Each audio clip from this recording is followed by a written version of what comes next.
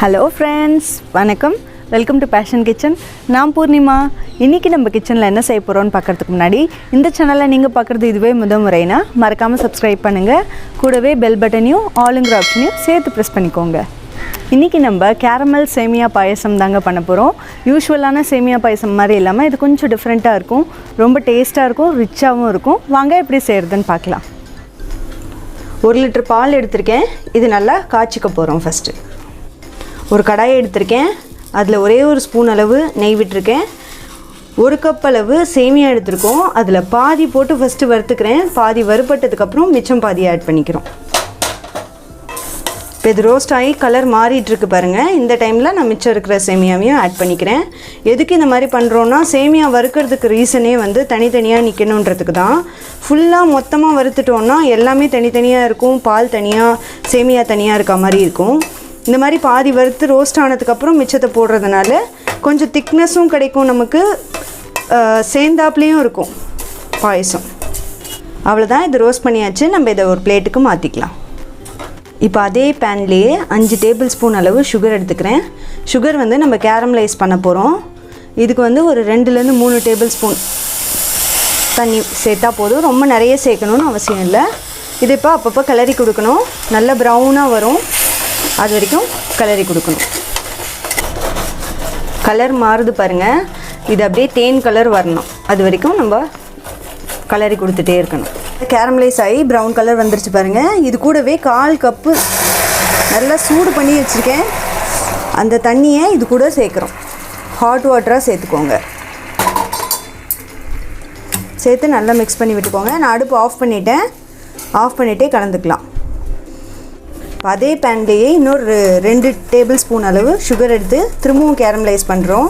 இது எதுக்குன்னா முந்திரி பருப்பு வந்து நம்ம நெய்யில் வறுக்க போகிறது கிடையாது, கேரமலில் போட்டு டிப் பண்ணி எடுக்க போகிறோம். அதுக்காக தான் இது திரும்பவும் கேரமலைஸ் பண்ணுறேன். இப்போ இதை நல்லா கேரமலைஸ் ஆகிடுச்சு. நான் அடுப்பை ஆஃப் பண்ணிடுறேன். ஆஃப் பண்ணிவிட்டு நம்ம வச்சுருக்க முந்திரி பருப்பை அப்படியே இதில் கோட் பண்ணி இந்த மாதிரி எடுத்துக்கோங்க. எடுத்து போடுற பிளேட்டு வந்து க்ரீஸ் பண்ணி வச்சுக்கோங்க. அப்போ தான் நம்ம திரும்பவும் கட் பண்ணி எடுக்கிறதுக்கு வாட்டமாக இருக்கும். பால் நல்லா காஞ்சிடுச்சு, பொங்கி வருது பாருங்கள். இந்த டைமில் நம்ம வறுத்து வச்ச சேமியாவை இது கூட ஆட் பண்ணிக்க போகிறோம். நான் பால் பாத்திரம் மாற்றிட்டேன், அது ரொம்ப சின்னதாக இருந்தது, அதனால நான் மாற்றிருக்கேன். சேமியா போட்டாச்சு, நல்லா கலந்து விட்டுருக்கேன். சேமியா வந்து நல்லா பால்லையே வேகணும். வெந்ததுக்கப்புறம் நம்ம பார்க்கலாம். சேமியா நல்லா வெந்துருச்சு. இந்த டைமில் நம்ம ஜவ்வரிசி 1/4 கப் எடுத்து ஏற்கனவே வேக வச்சு வச்சுருக்கேன், அதையும் இது கூடவே ஆட் பண்ணிக்கிறோம். இப்போ சேமியா ஜவ்வரிசி ரெண்டுமே போட்டாச்சு. நல்லா ரெண்டுமே வெந்து வந்துருச்சு.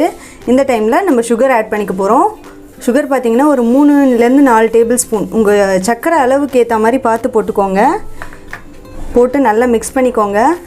சுகர் நல்லா கரையட்டும்.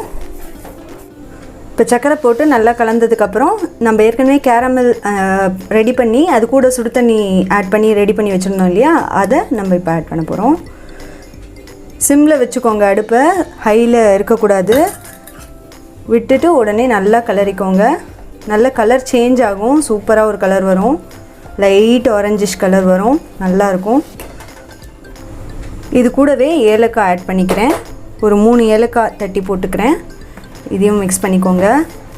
நம்ம அந்த சுகர் கேரமலைஸ் பண்ணி போடுறோம் இல்லையா, அதுலேயும் கொஞ்சம் இனிப்பு இருக்கும், அதனால சுகர் கம்மியாக ஆட் பண்ணேன். இது கூடவே கண்டென்ஸ்டு மில்க் ஆட் பண்ணுறேன். இது வந்து ஒரு 3 டேபிள் ஸ்பூன் அளவு. இது வந்து ஆப்ஷனல் தான், உங்களுக்கு வேண்டான்னு நினச்சிங்கன்னா சுகரோடவே நிறுத்திக்கலாம். இது வந்து கூடுதலாக ஒரு டேஸ்ட்டை என்ஹான்ஸ் பண்ணி கொடுக்கும், அதனால தான் இது போடுறோம். அவ்வளோதாங்க, கேரமல் பாயசம் ரெடி ஆகிடுச்சு. நல்லா திக்காக சேர்ந்து வந்திருக்கு பாருங்கள். இந்தளவு வந்தால் போதும். நான் இப்போ அடுப்பு ஆஃப் பண்ணிவிட்டேன். எப்படி சர்வ் பண்ணுறதுன்றதை நம்ம பார்க்கலாம். ஏற்கனவே முந்திரி பருப்பு கேரமலைஸ் பண்ணி எடுத்து வச்சுருந்தோம் இல்லையா, அதை நம்ம மேலே டெக்கரேஷனுக்கு போட போகிறோம்.